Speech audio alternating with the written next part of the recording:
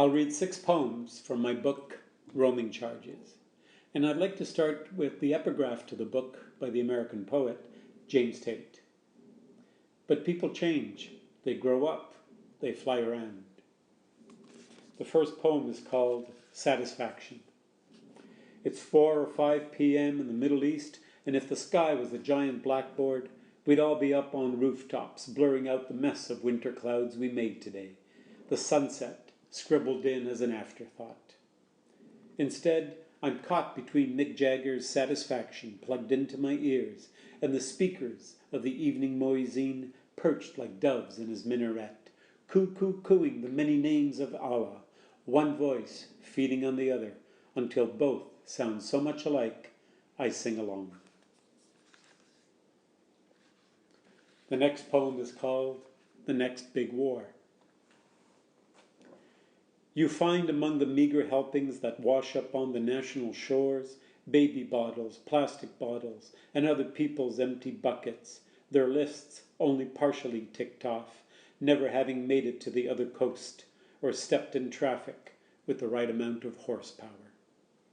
In the papers, news reports, mediated broadcasts, Mary is still the virgin of record.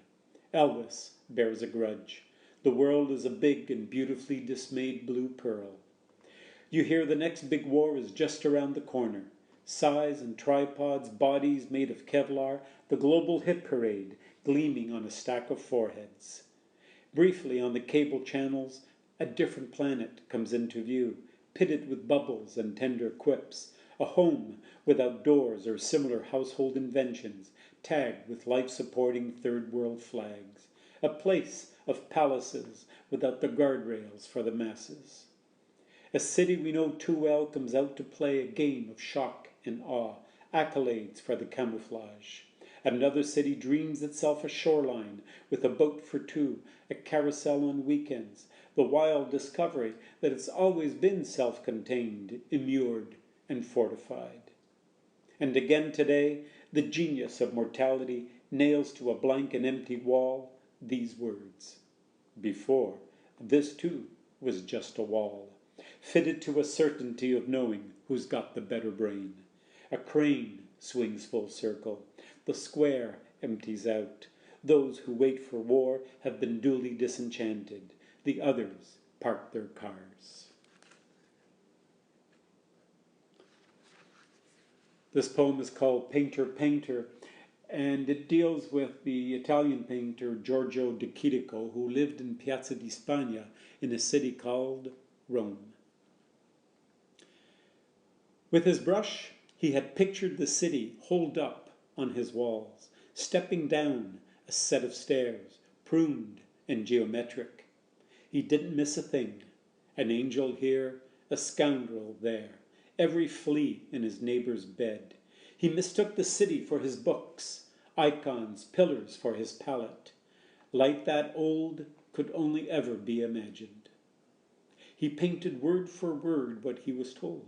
He saw that the world is long, that it lasts a long, long time, that a city comes with titles, gets reviewed, copied, forged, and signed. He took one end of his canvas to match the other and kept on going, panel after panel. Painted the whole city in his head, just like it was before he even got to see it up there on his walls. The next poem is called Echo Lake. The rooster won't crow. There is no crow. The land and the lake are chewable. You pitch the fish out of the boat and it sticks to butter. The leaves are breathing so you can take a breather. Those electric voices over the bay swallow children whose feet go missing off the dock. I taste vanilla in the air, burnt toast, Joni Mitchell's cloud banks.